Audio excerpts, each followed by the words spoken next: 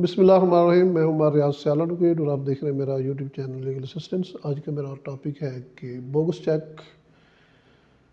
پر police کو پرچہ دینے سے پہلے یا بعد میں کن چیزوں کا خیال کرنا چاہیے۔ جب بھی کوئی شخص بوگس چیک جو کہ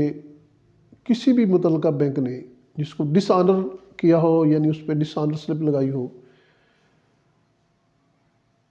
میمو سلپ کے ساتھ اگر تھانے پہ جاتا ہے اکاؤنٹ ہولڈر کے خلاف مقدمہ درج کروانے کے لیے، کیونکہ چونکہ ہمارے معاشرے کے اندر لین دین کے معاملات میں چیک پر پولیس جو ہے اکثر کارروائی کرتی ہے اور اس کا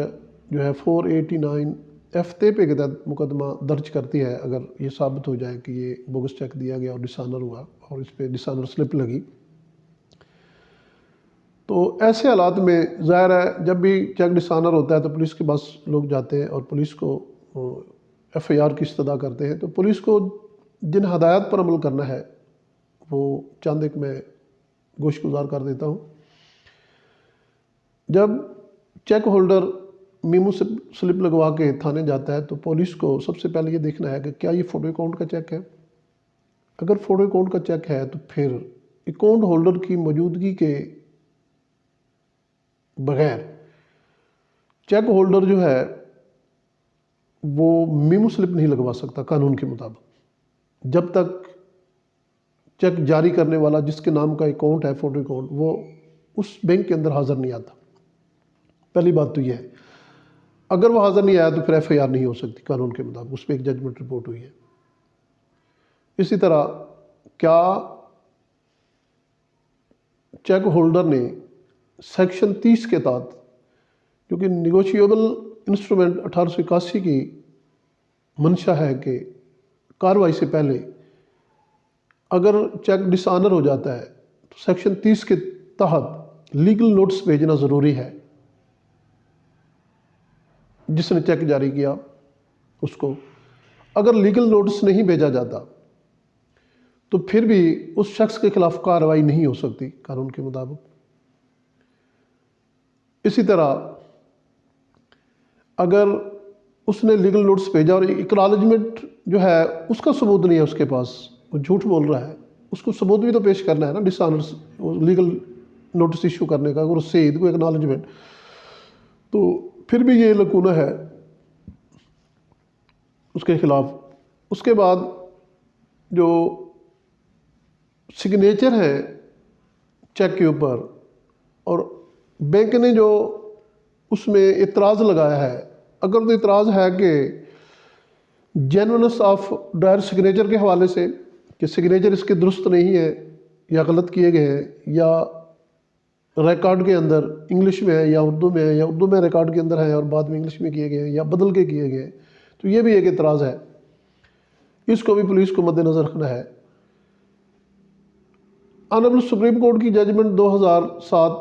سپریم کورٹ 739 پیج ہے، اس کے مطابق کوئی بھی FIR چاک کرنے سے پہلے انکوائری کی ضرورت نہیں ہے، FIR کے چاک ہونے کے بعد ہی انکوائری ہو سکتی ہے۔ یہ ایک افتخار چودھری صاحب کی ججمنٹ تھی۔ تو بعد ازاں 2013 میں عطا عمر عطا بندیال جو کہ لاہور ہائی کورٹ کے جج رہے ہیں اور بعد ازاں سپریم کورٹ کے جج بنے اور بعد میں چیف جسٹس ریٹائرڈ ہوئے، انہوں نے 2013 PLD لاہور 442 کے اندر ایک ججمنٹ پاس کی، اس میں IG پنجاب کو یہ ہدایات جاری کی، بلکہ تمام IGs کو ہدایات جاری کی کہ چیک کا مقدمہ درج کرنے سے پہلے انکوائری کی ضرورت نہیں ہے، اور چند ڈائریکشنز دیں جن پر FIR سے پہلے اور بعد میں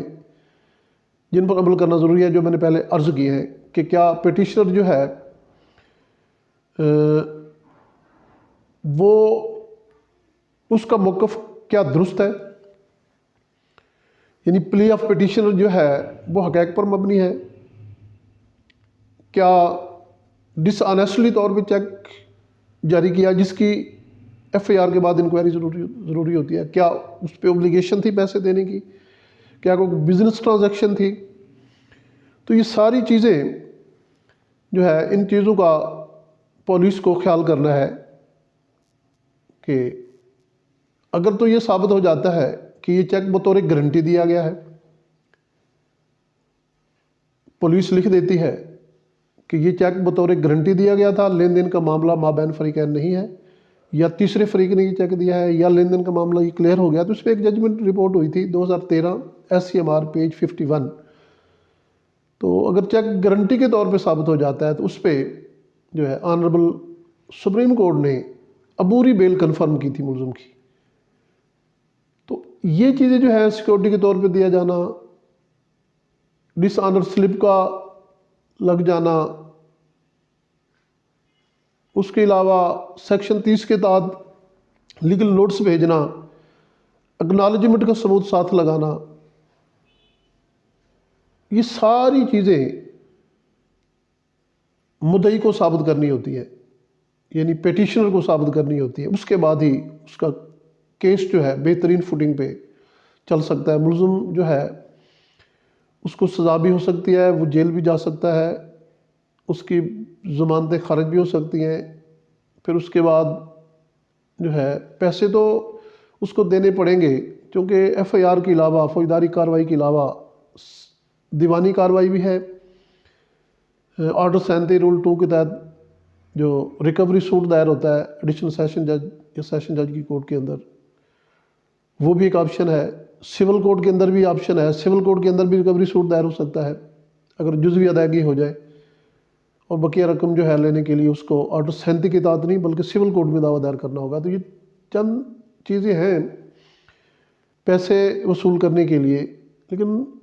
پیورلی میرا جو آج کا لیکچر تھا وہ یہی تھا کہ بوگس چیک پر FIR سے پہلے اور بعد میں کن چیزوں کا خیال رکھنا ضروری ہے۔ تو وہ میں نے مختصراً عرض کی، میرا یہ مختصر سا لیکچر اس بابت تھا۔ اور میرا YouTube چینل لیگل اسسٹنٹ جو ہے اس کو سبسکرائب کریں، شیئر کریں، لائک کریں، اور میرا فیس بک پیج بھی ہے اسی نام کا، اس کو بھی فالو کریں۔ تھینک یو آپ کا اور میرا، اللہ حامی و ناصر۔